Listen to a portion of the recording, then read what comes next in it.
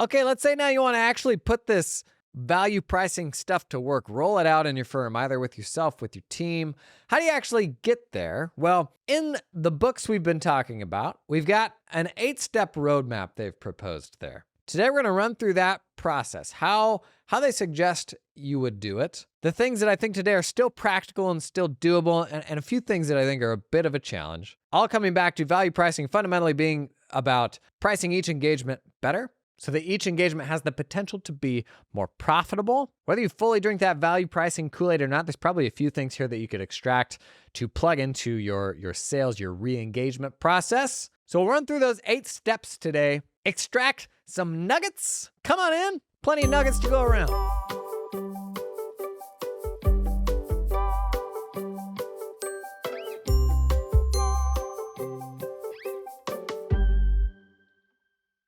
Before I forget, I ended up making a guide, like a worksheet for what we talked about yesterday. Customer risks and sources of customer price sensitivity, like things that would cause them to be resistant to your price. We talked through those things, but I got to the end of the episode as I was thinking about it later, and I was like, that episode wasn't good enough. Honestly, it wasn't like practical, it wasn't actionable enough. So I went back through those things again, and this is the one of the downsides of publishing daily. That episode is in the can. It was going out the door. Nothing I can do about it. But I wanted to go a little deeper on that subject. So I put together a worksheet that was all of those customer risks and all of those sources of price sensitivity. I chucked it all in a spreadsheet and then jotted down a bunch of ideas for how you could overcome those things one by one. And I do think those things, if you're running up against it with a customer where they're like, I'm not going to pay that price, I actually think that list is pretty representative of all the various different things that cause people to not pay that price. And to have a tactical sort of list of, okay, they're obviously stuck on this. Here's how we overcome it. Can we save this engagement? Did we not do a good enough job building this mitigation strategy into the sales process? Check out that worksheet. I think it's pretty helpful. At the very least, chuck it to a member of your team and be like, think about our sales process and how can we integrate these things into it better. I'll put a link to that. It's down in the show notes. Okay, value pricing. How do you actually do it, man? I think a lot of people can get behind the idea of it all and like, yeah, sure, make more money on every engagement. It's the doing of it that's the hard part. First things first, if you're going to do this with your team and take it seriously, read these books with your team. One of the funnest things I ever did with my team was like book clubs. As a fledgling progressive accountant, and if you're here listening to this, you are, buddy, you are. Take a good look in the mirror. You're ahead of the curve. But when you take that stuff back to your team and they don't have any of the context that you do, that is just inevitably a frustrating situation, right? You're like, why don't you get it like I get it? And I was super hot for a while on the book, The Win Without Pitching Manifesto. Great book. And I explained kind of some of the principles to my team and I was like, whatever. And I was like, you know what, you stinkers, I'm going to round up like 4 to 6 of you. I'm going to force you into a meeting every week and give you a signed reading, and then we're going to discuss it. And the difference before and after, like they came out and it was like they owned it. They got it. And like a fire had been lit inside of those people that was like, oh man, we could totally do this or that. And it flipped it from their boss telling them to do a thing to them having this thing inside of them now that was a professional opportunity for them. They were like, man, I totally get this. And now this can actually enable my career if I deploy this. And I'm sitting back going, oh my gosh, where has this been all of my life? It was genuinely that cool of an experience. And so if you're thinking about something like this that's hard, and I think most people running firms, their biggest blocker for value pricing is it's hard. It's a skill. You got to learn a lot. We don't all have a Ron Baker sitting in the back office that understands like all sorts of economic frameworks and the history of all these different things that makes it so he's very good at doing this thing. You're like, bro, if I don't have all that context, like, what is my version of it? And is that worthwhile? If we're trying to get our team to plug into this, do it from the beginning. So go through these books with them. If you go through one book, go through Implementing Value Pricing. It's the most practical one. Time's Up, the newer book, is pretty good, but a lot of it rehashes the same stuff. And I think the biggest core principles are in Implementing Value Pricing. Totally go through it with your team, like plan out like, an 8-week arc or something like that where they've got to knock out a few chapters each week, and then you come together and discuss them. You're going to be halfway through that book, and your team will already be taking the lead on how you can change how you approach this stuff in your firm, which is what you want, because you have enough stuff to do. Just listening to this podcast is procrastination. When you woke up in bed this morning, you knew exactly what you needed to do, but it didn't mean you were doing it. Was that too direct and too personal? I've been thinking about this a lot lately. We all know what we need to do. Like, do you really need one more webinar? Do you need one more book, one more podcast, whatever it is, to know what you need to do? You really don't. But I digress. What's cool about getting this book in front of your team is like, it's not just you that knows what needs to happen. Now they know what needs to happen, which means it might actually happen. Okay, so 4 thoughts I jotted down about how to actually do it. Read these books with your team. Build a shared understanding of why you're doing it together. You know just as well as I do, when that value pricing nerd, comes down from the mountaintop with their stone tablets and says, look at this thing we've got figured out. It is hard to understand that. So your team's going to have to go through that process too. 3rd thought I jotted down here. Ensure that your team has incentive to be excited about this. There's so many initiatives that die because your team has no reason to be more productive. We just assume because maybe we're wired this way. I know I was wired this way. I'm just going to be as productive as I possibly can and do as much work as I can possibly get done and always try to be more efficient and improve and all that. A lot of people are not wired that way.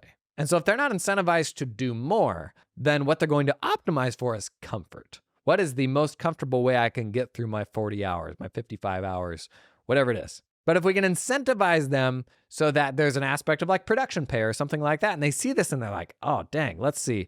I mean, it doesn't take long for them to do the math. If they're like, oh, if we could get another 15% on every engagement, that'd be like, there's my boat. And now they're excited. Otherwise, for some people, it's just going to be one more job to do, kind of a chore. And then 4th, find a way to start helping people to build the muscle. How do you practice? How do you get everybody experience with it? Because you're not going to be great at this stuff like from day one. Now, refresh your big picture of the goal here and the kind of the premise of value pricing. We need to avoid commoditization of our services. If what you do looks the same as what everybody else does, then you're a price taker. You're not going to be able to set that price, and folks generally aren't going to value what you do. And decommoditizing what you do starts with your belief in it not being commoditized. And sometimes this can feel like, I don't know, being a used car salesman or something like that. You're like, deep down, you're like, it's just bookkeeping.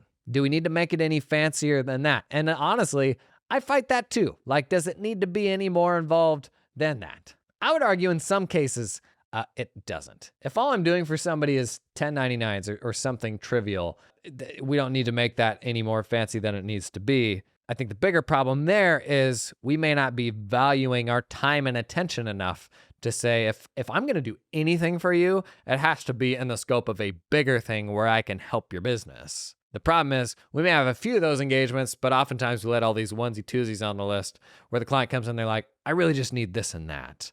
And there may not be a meaningful way to impact their business just with payroll or just with doing their W-2 filings at the end of the year or something like that. And so we probably just shouldn't be taking those engagements. But if we can truly sell something that is not commoditized, it's got to start with us believing that we're actually providing more value. And ultimately, that's how we're going to make more of every single engagement, how we price them. That extra 10%, if we can find a way to squeak that out, that's going straight to the bottom line. So let me read you an example from the book that I really liked about a landscaping company, like landscaping providers. Because I feel like landscaping is a good example of something that is perceived to be commoditized. I come to a landscaper and I'm like, bro, I just got to get this stuff done and just with the least amount of effort possible. I just want you to mow the lawn, keep the bushes where the bushes are supposed to be, maybe a bit of weeding, some fertilizing, fix my sprinklers when they break, and sometimes I'll send you a picture of a bush that I like. That is my vision of what landscaping should be, and because I'm an accountant, I want to get it as cheap as I possibly can. So from Time's Up, the most recent book, story about 3 different types of landscapers. I think this is actually a great framing of value pricing. Imagine you're in the market for a landscaper. The first arrives and walks around your front and backyard with a clipboard. How big is the lawn? How many trees, bushes, all that? He concludes by telling you he will handle the yard's maintenance for $80 per hour. Of course, that raises more questions than it answers. Well, how long will it take? Will it vary every week? Does it depend on who you have do the work? And so on. His pricing is based on inputs. The second landscaper arrives and performs the same ritual. He informs you that he will do the work for a fixed price of $120 a month. This is better than the first company because it provides certainty in price and doesn't raise any of those useless questions. He is pricing based on outputs, a specific scope of work. If something happens outside that scope, a tree dies, a sprinkler head needs replacing, you will likely need to go through a change request and be charged an additional amount agreed to in advance of the work. Then the third landscaper, he begins by asking you questions. Tell me a little about what you do. I got the impression from our phone conversation that you're not exactly Martha Stewart. Do you enjoy yard work? Does Martha enjoy yard work? Hot take, bud. May I ask why you want to terminate your existing landscaper? Have you received notifications from your homeowners association for various violations with respect to landscaping? Do you have plans to sell your house? If yes, what's your timeline? He concludes by offering you 3 options: the basic maintenance package at $150 per month, the bring your yard up to neighborhood standards package at $225 per month, and the highest level, the best curbside appeal in the neighborhood, is $350 per month. Since your timeline to sell the house is 2 to 3 years, he will gradually upgrade your landscaping. You always have the flexibility to slide down to a lower priced package. He's pricing based on outcomes, a specific transformation for each of the 3 packages. It wasn't just the premium one that had a transformation. All 3 had some form of transformation. Which landscaper communicated a higher value? Which one reframed their value from yard work to a specific return on investment? Which one provided 3 transformative options at a fixed price with all-inclusive packages providing frictionless service? Which one is nearly 3 times higher than what you're paying now? Which one has you focused on the transformation rather than the price? The moral of the story, which one will you be happier with? I'll tell you what a good accountant does. They listen to the third one and they say, that's smart. I'm going to go back to the second one and see what the price will be for the second one to do what the third one just described to me, right? Isn't that kind of the obvious answer here? At least for the pessimist accountant inside of me that is slightly a penny pincher. But that's where substitutes come in. Maybe the right thing to do there is hire the third person because they are actually thinking bigger picture like that. Maybe that does lead to a higher level of service. But absent like any other differentiating factors, if I think they're all going to do the same work, maybe I come back and propose that tier 3 engagement to one of the others, expecting to get a cheaper price. But if we're projecting that example onto accounting firms, this is the value of being unique, of being one of one, being for a specific type of person to reduce the number of perceived substitutes for our prospect or for our clients. This episode is sponsored in part by LiveFlow. I love spreadsheets. Yes, I do. I love spreadsheets. How about you? But you know what spreadsheets don't do? Integrate with anything, like anything. All the other tech that we use, except for tax software, has to integrate stuff. Like that's just a requirement now for software. But somehow spreadsheets have been left off the hook. And so you end up doing this hokey pokey CSV export over here, CSV import over there, big hot copy paste mess, which isn't good when spreadsheets are a part of recurring workflows like month-end closes, stuff like that, where you literally rely on the worksheet to make a work paper every week or every month. And gang, that is where LiveFlow becomes the Swiss Army knife that gives your spreadsheet Jim Belushi superpowers. It's a plugin for your Excel or your Google Sheets that'll pull any data in from your client's QuickBooks files. Don't even have to go to QuickBooks, just bippity boppity boop, couple clicks from inside of your spreadsheet, and you got data from that QuickBooks file into the spreadsheet. You can pull it in once, you can pull it in on an ongoing basis. You could get hit by a bus tomorrow, and that spreadsheet, it's never gonna stop. It's gonna keep on updating. And I don't know, there's just something about that I guess it becomes a conversation of legacy. What do you wanna leave behind, and will your spreadsheets keep updating even after you're gone? Because you know what? With LiveFlow, they will. Link in the show notes. This episode is sponsored in part by TeamUp, who helps you find talented people in the Philippines. Common question about hiring offshore people. What do you do about computers and IT? Other side of the world, how do I get them the goods to do the stuff securely? Basically, you got 2 options. You can let them roll up with a personal computer, or you can provide them with a computer. According to TeamUp's data, they see roughly a 60-40 split, with most firms in favor of personal computers, but it's totally up to you. If you want to provide them with a computer, then go out and buy one and you can reimburse them. Or you can actually pull in a local IT vendor. TeamUp can even connect you with a great one. Plan on around $1,000 combined for a laptop and monitor, and secure your team member's computer the exact same way you would if you hired somebody remotely that's going to work for you across the street. If you have someone that's already managing IT for you, they can probably extend that to the folks that you're hiring offshore. Practice Protect, TeamUp also calls out as a good option here. We actually did a video on the main channel about Practice Protect. I use that for single sign-on in my firm. My folks in the Philippines use that as well. And like most things hiring offshore, it ends up looking a lot like hiring onshore, right?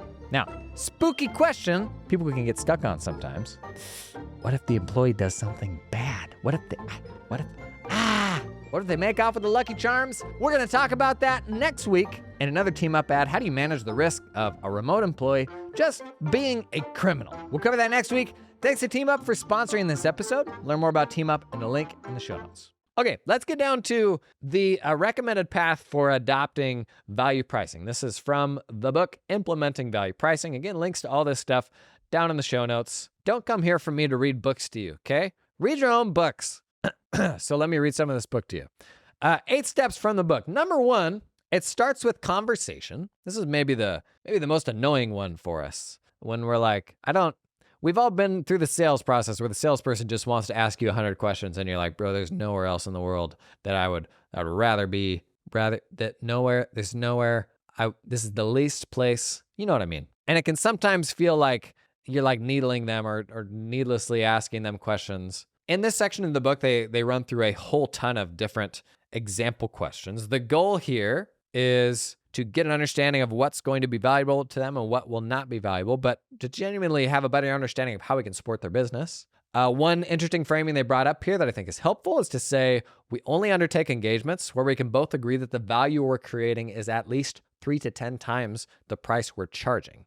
So straight out of the gate, we're saying, we're only going to do this if we're giving you like multiple times ROI on what I'm going to charge you to do this work. But of the whole giant list of questions that they've got in the book, I'll call out the 8 that I really liked. 5 that were tactical. What do you expect from us?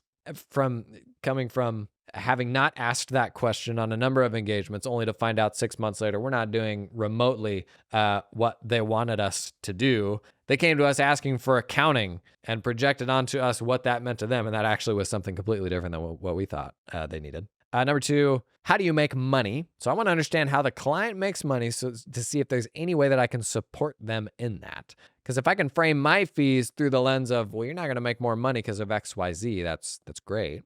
Number 3, what is your current bottleneck? To me, that is lost revenue potential. 4, why are you changing firms? And 5, what's your budget for this type of service?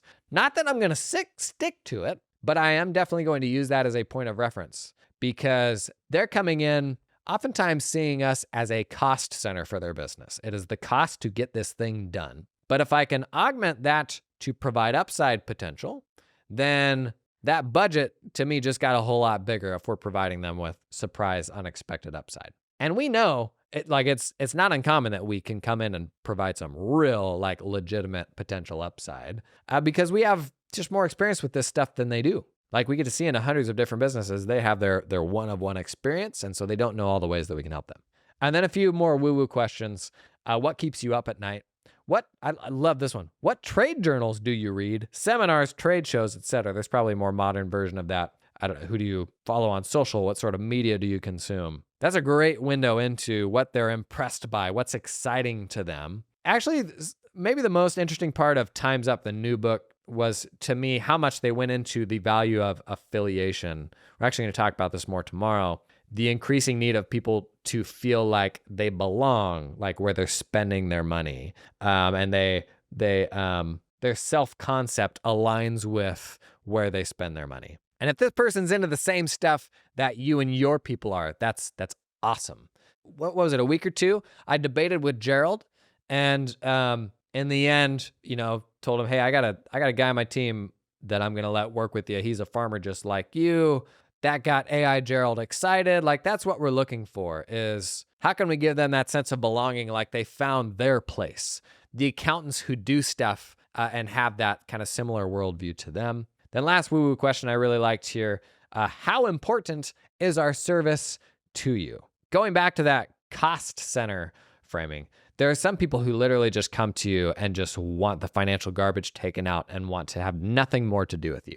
If you can't break through that, that's going to be a really tough engagement and probably something you want to know up front that may be worth steering clear from. So number one, conversation. This just boils down to understanding their needs and hopefully collecting this information in a way that doesn't feel sleazy or sort of overbearing.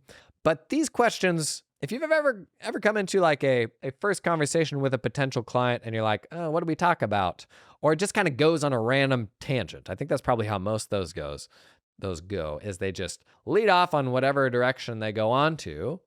This isn't like a dinner party conversation. Like, you want to try to make that conversation as tactical as possible. So these framing questions, even if you got a short list on a Post-it note or something like that, where you try to remember to get to some version of those questions each time, what we're looking for is opportunities for what we do to provide value to the business itself, not just to solve the accounting problem, not just to solve the tax problem. What are the opportunities that I see, the better I understand their business, to unlock something that can make their business more profitable so that we can be along for the ride? Now, in this implementation approach, they have this notion of a, quote, value council, which is a collection of people in your firm that sort of provide wisdom and input on how you price each of these engagements. Again, people seem to talk like flippantly about value pricing and how it's just obvious and you should be doing it.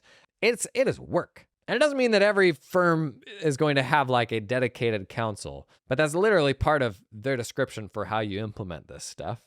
If you run a wee baby firm, this could actually be a really interesting thing to do with other firm owners. But let me circle back to that. Because they say sometimes in this first step, when you're having this conversation, a member of the value council ought to be present to be able to listen as well.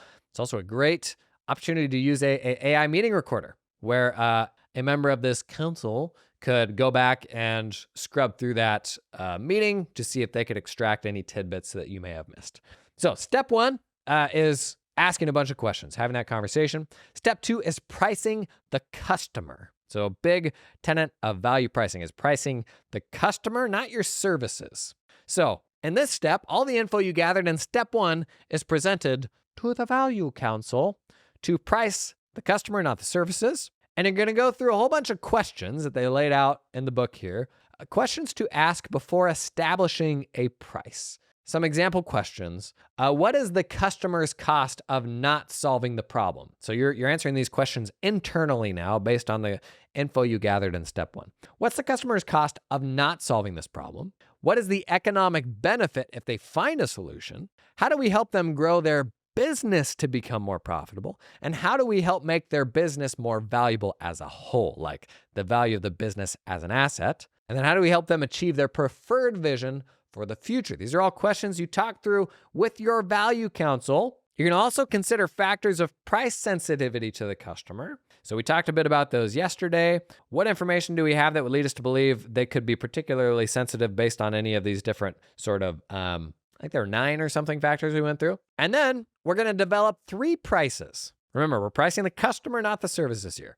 We're going to develop a reservation price. This is, quote, normal profit relative to the risk you're taking on, and you will not go below this number. This reservation price is kind of your minimum. 2, you're going to develop your hope for price. This is super normal pricing, and you get this more often than not. And then 3rd, you're going to pick a pump fist. I said pump fist price, not fist pump, pump fist. I didn't write the book. This is a windfall profit. And if you never quote them, you will never get them. Ain't that the truth, man? There's so many examples of this where you just put out absolute YOLO fees and they're like, okay. And you're like, did you say okay? You're good? And you just didn't know that universe existed until you stumble into it. Man, so many examples of that in my life, even recently, we probably need to be pushing that envelope more frequently than we do, but we don't because it's uncomfortable. And then you land a couple of those and you're like, well, this is the normal for me now. How could I ever go back to driving something less than a G-Wagon? You get that like new windfall level client, and now like you learn why they value you, and you start looking for that elsewhere, and it makes it way easier to find the next one, right? Okay, so step 2 is pricing the customer with that value counsel. If you're a solo operator, if you run a really small firm, wouldn't this actually be kind of a cool thing to do with some other firm running friends? Every time you have to price an engagement, maybe, let's say I'm going to do this with 2 other friends that run a firm. I'm going to record my initial sales meetings. I share that recording with my 2 buddies who also run firms. They watch that before we meet. And then we come together as this sort of value council to talk through this and figure out how to set these prices. I'm going to come in with my own notions of where I am in that moment and how I came away from that conversation. But those other people are going to come in with perspective, way more perspective than you have, because you're trapped in the groupthink of your firm and what normal is for your firm. But these other people outside your firm, they don't have those same constraints that you do. They're actually maybe a little more like the client, where they're seeing it more holistically without that very specific lens of your firm. And they help you get to these sort of 3 prices. That'd be kind of cool, right? Actually, much better than having to make all that stuff up on your own. This episode is sponsored in part by Ignition. Come. Here's the thing about client billing. You can't bill for the time you spend billing. You can't. It is pure waste. And we're bad at billing because it's icky. You let things slide, you don't get paid. You waste time chasing people for money. That's not what I did. I didn't want to waste time chasing them, and so I just eat it. Don't do that. This is where Ignition comes in, the leading revenue generation platform for accountants and professional services. When I was running my firm, Ignition wiped out our AR, it's true, and significantly reduced the time spent billing clients, saving our partners over 1,000 hours in the first year, because they didn't have to bill all that stuff manually, man. With Ignition, we won more business with impressive online proposals. No more hustling PDFs and Word docs. We automatically pulled payment up front or at the end of a job when it was done. No more dialing for dollars. We transitioned our firm to more recurring revenue and better managed scope creep. No more leaving money on the table. Ignition is making thousands of firms more money and genuinely made us more profitable. Check out why over 7,000 of the smartest businesses run on Ignition at ignitionapp.com. I'll put a link in the show notes. This episode is sponsored in part by Client Hub. Choosing a practice management system for your firm, it is a big decision, arguably the biggest tech decision you make. Here is a way to think about it. Use the 4 C's.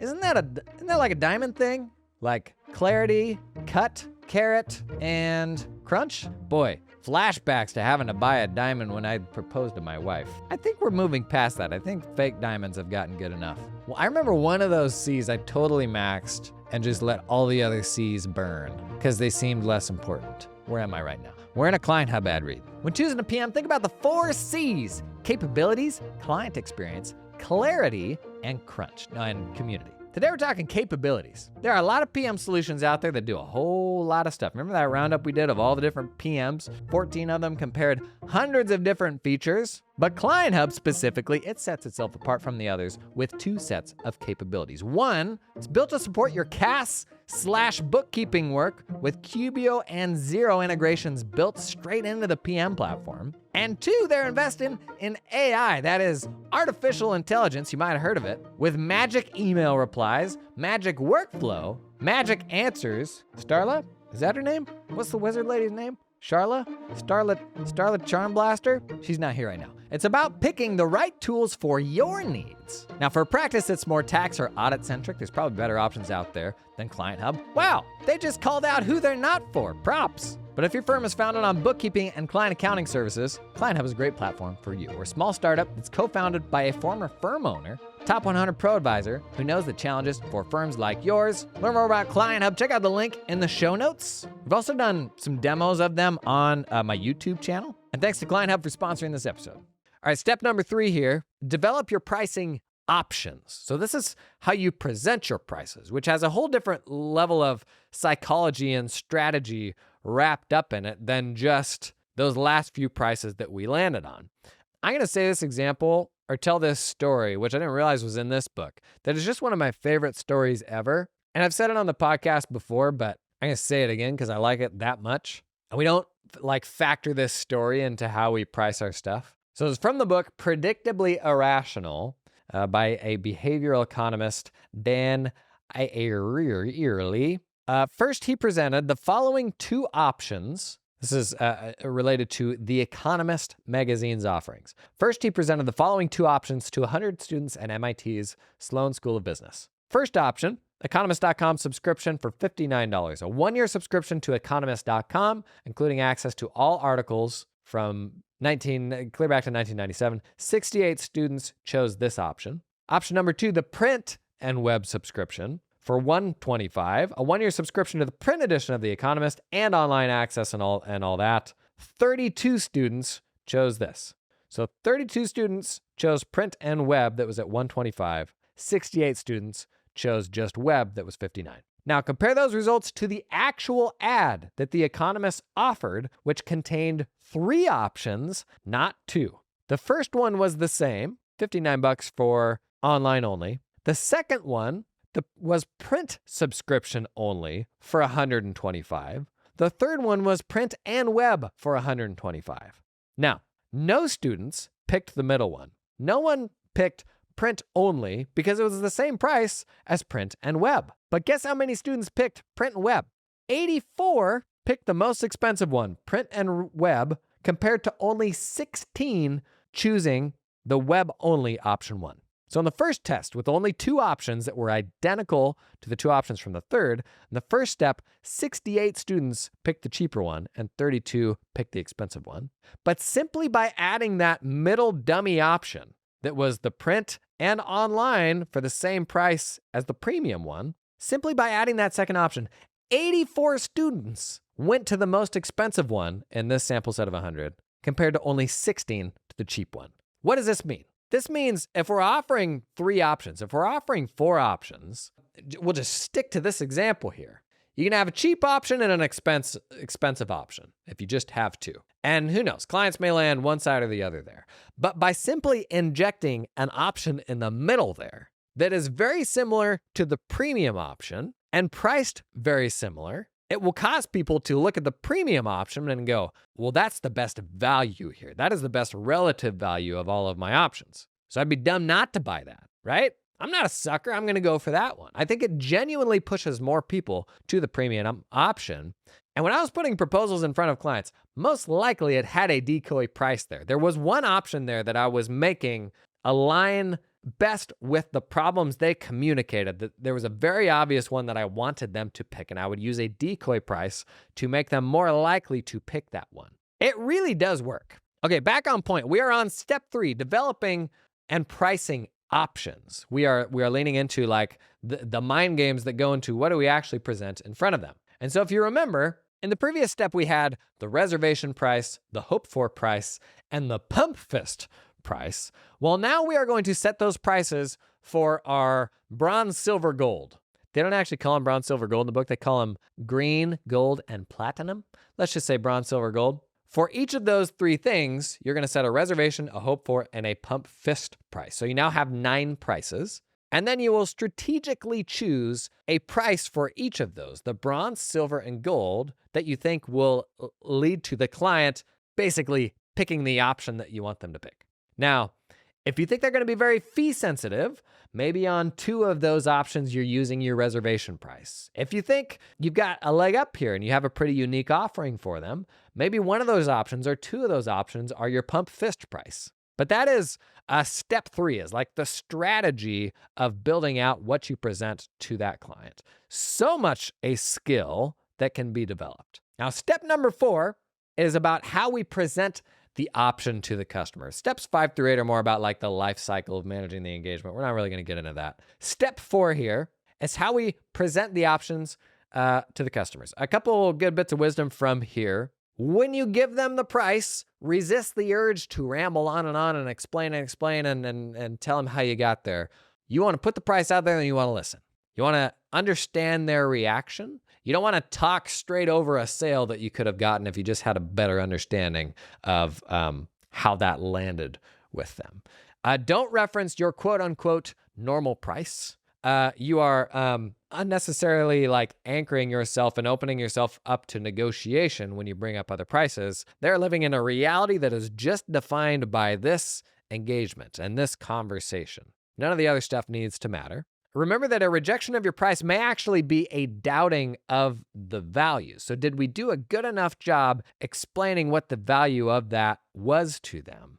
This is a reason to, when you have this conversation, start with explaining the value first and then get to the price at the end.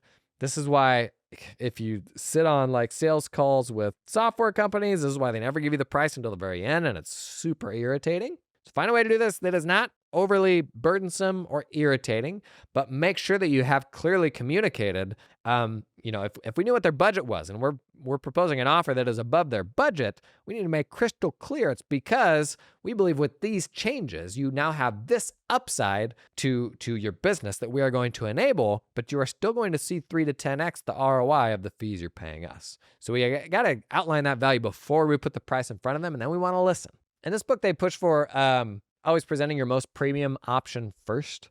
Because there's so much comparison involved in this, and we're thinking about relative values, it's generally better to start with the expensive option rather than start with the cheap one and then have them anchor based on that cheap one. And there will almost inevitably be an element of negotiation here where business people are just trying to get the best price. And I guess the most tactful word to use here is fair. Is this a fair price to you? We don't want it to turn into like a war of who can battle out and negotiate it better.